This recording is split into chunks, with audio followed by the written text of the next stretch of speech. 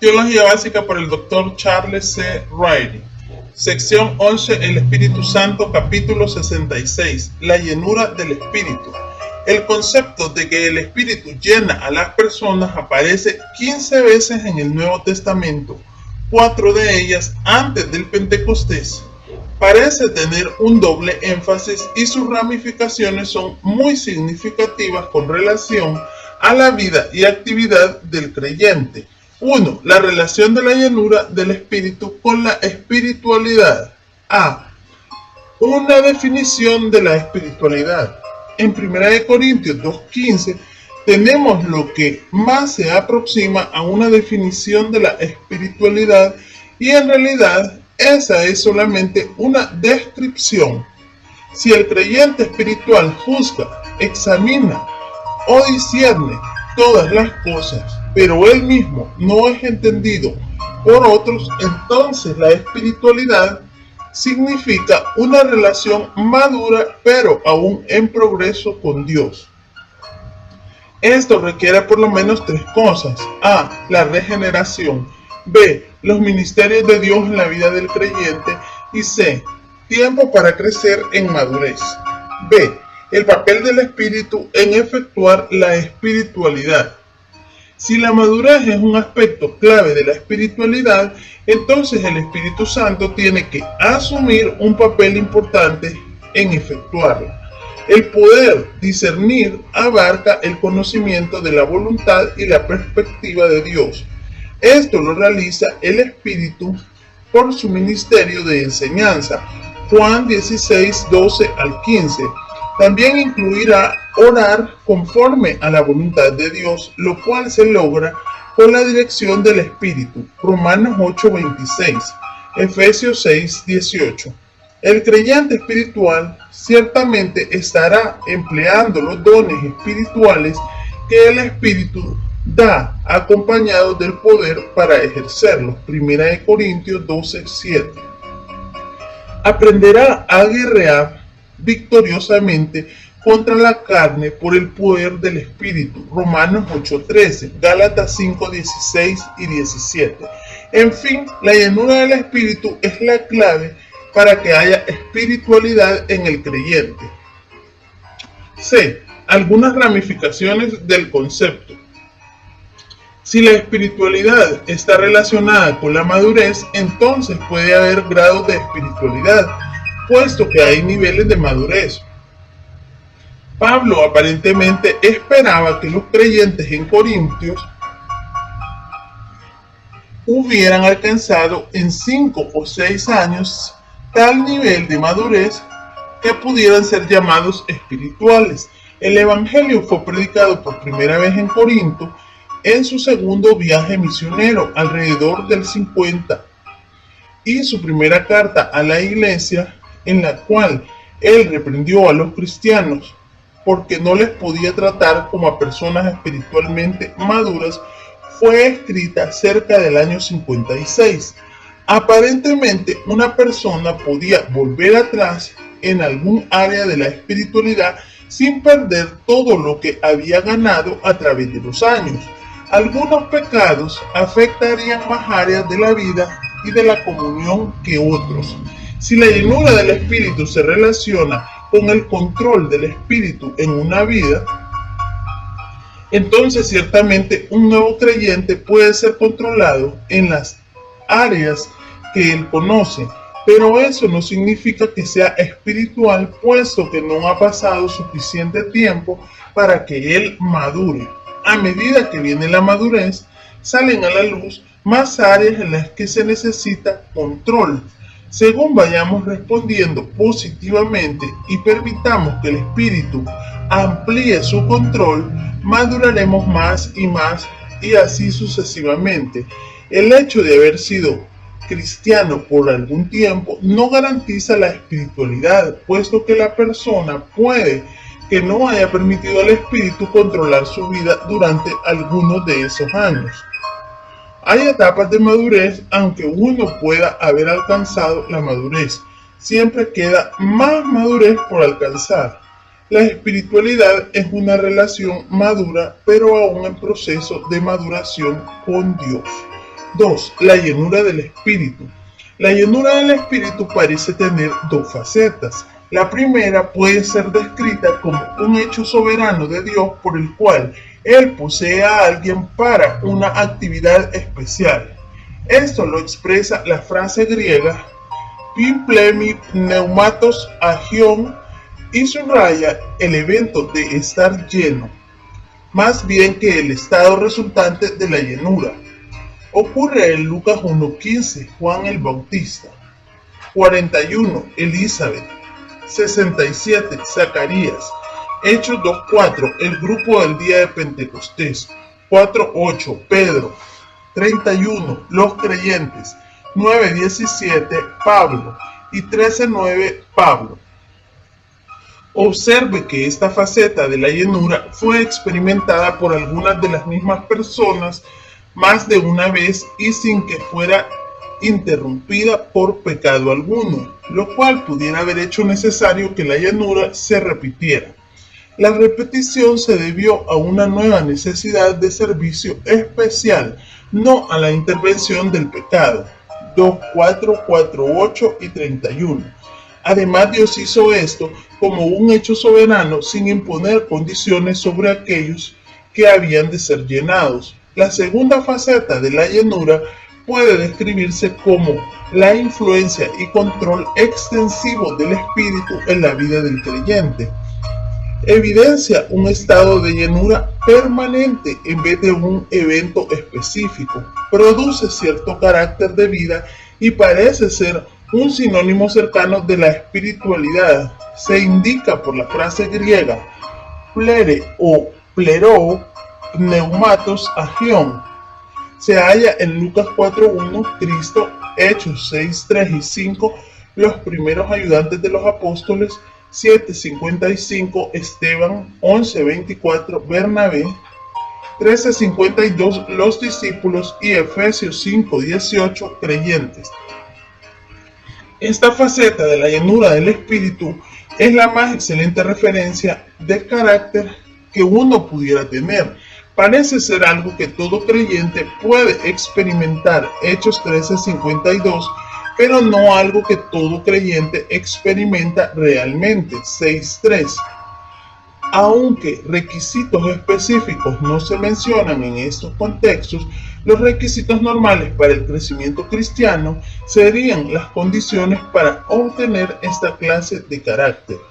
La única vez que Pablo escribió de la llenura, 5:18, enfatizó este aspecto de estar lleno, puesto que él lo mandó. Aparentemente no pensaba que todos sus lectores la habían experimentado. Dos preguntas surgen en la interpretación de este versículo. La primera es, ¿cuál es el significado de espíritu? ¿Se refiere al Espíritu Santo o al espíritu humano? Si se trata de este último, entonces el versículo significa que se haga uso del espíritu humano en la adoración corporal, aunque no hay ninguna otra referencia a la llenura del espíritu humano. Ciertamente las otras veces en que aparece en Pneumati es en Efesios 2:22, 3:5, 6:18 y Colosenses 1:8. Todos tienen que ver claramente con el Espíritu Santo, así que es de suponer que Pablo también se refiere al Espíritu Santo en 5:18. Note que el verbo plero se usa con relación a Dios, 3:19, y al Hijo, 4:10. ¿Por qué habría de cambiar Pablo al espíritu humano en 5:18? Para un punto de vista que afirma que es el espíritu humano, véase SDF Salmon, The Epistle to the Ephesians, The Expositor Greek Testament, Grand Rapids, Hermans, 1952, 362. La segunda pregunta concierne al uso de en, significa con el espíritu o por el espíritu. En otras palabras, ¿es el espíritu el contenido o el agente de nuestra llenura? En este caso puede tener cualquiera de los dos o ambos significados. Para la idea de contenido, véase Romanos 1:29 y 2 Corintios 7:4. Posiblemente aquí se deben entender ambas ideas. El Espíritu es el agente que nos llena de sí mismo, como en C.J. Ellicott, St. Paul Epistle to the Ephesians, London, Lowmans, 1868, página 124. Resumiendo, la llenura del Espíritu es a la vez la investidura del poder soberano de Dios para actividad especial y el Espíritu que nos llena de su propio carácter. 3. Las características de llenura del Espíritu. A. Carácter como el de Cristo. Gálatas 5, 22 y 23. Cuando el Espíritu controla una vida, su fruto se producirá en esa vida. Y por supuesto, la descripción del fruto del Espíritu es una descripción de ser semejante a Cristo. Sin embargo, cada una de estas características tiene que considerarse en todos sus aspectos, no solamente una faceta que es compatible con nuestras ideas de lo que es ser como Cristo. Muchos indudablemente conciben el ser como Cristo como un reflejo de sus propias personalidades. Un introvertido probablemente pensará de nuestro Señor como tímido y retraído, mientras que un extrovertido lo verá como un líder agresivo. Cuando se definen completamente las 9 palabras que componen el fruto del Espíritu, tenemos un cuadro completo de lo que verdaderamente es ser como Cristo. Por ejemplo, el amor se compone no solo de ternura, sino también algunas veces de severidad. Cuando Cristo trataba con los niños, manifestaba ternura. Cuando echó del templo a los cambistas, mostró severidad. Pero ambos hechos fueron demostraciones de su amor, porque Él es Dios y Dios es amor. El gozo no solo se manifiesta en la felicidad, sino también en la tristeza. 1 de Pedro 1:6. La paz incluye la tranquilidad, pero puede implicar también problemas en las relaciones humanas. Mateo 10:34. La longanimidad significa ecuanimidad y paciencia, pero no excluye cierta reprensión, como el Señor hizo con Felipe. Juan 14:9. La gentileza y la bondad significan pensamientos y acciones benefactoras, lo cual pudiera incluir echar cerdos al mar de Galilea como un acto de bondad hacia las personas que estaban involucradas en ese negocio ilegal. Mateo 8:28 al 34. La fidelidad ciertamente implica servir con regularidad y formalidad, pero puede que incluya una acción irregular. La mansedumbre es ser amable, pero no excluye la masculinidad. El dominio propio afecta a todas las áreas de la vida. 1 Corintios 9:27. B. Implicación evangelística. Cuando la llenura del Espíritu se menciona en el libro de Hechos, se reportan conversiones. La llenura del Espíritu en el día de Pentecostés 2:4 resultó en la conversión de 3,000 personas, versículo 41. La llenura de los discípulos en 4:31 resultó en que multitudes de hombres y mujeres se convirtieran al Señor, 5:14. Uno de los requisitos para escoger a los primeros ayudantes fue que fuesen llenos del Espíritu, 6:3. A esto siguió la conversión de varios sacerdotes, versículo 7. Pablo fue lleno del Espíritu después de su conversión y el fruto de su vida se conoce bien. Cuando Bernabé, que estaba lleno del Espíritu, fue a Antioquía, muchos se convirtieron, 11:24. Ciertamente aquellos que oraron, 4:24, y los que dieron, versículo 34, participaron tanto como los que dieron testimonio directamente, lo que resultó en estas conversiones. C. Alabanza, adoración, acción de gracias, sumisión. Efesios 5:19 al 21. Pablo enumera estas 4 evidencias de la llenura del Espíritu después de escribir el mandamiento de ser llenos en el versículo 18. La alabanza se expresa externamente por hablar entre ellos con salmos, himnos y cánticos espirituales. Cantar y alabar en el corazón evidencia una actitud interna de adoración.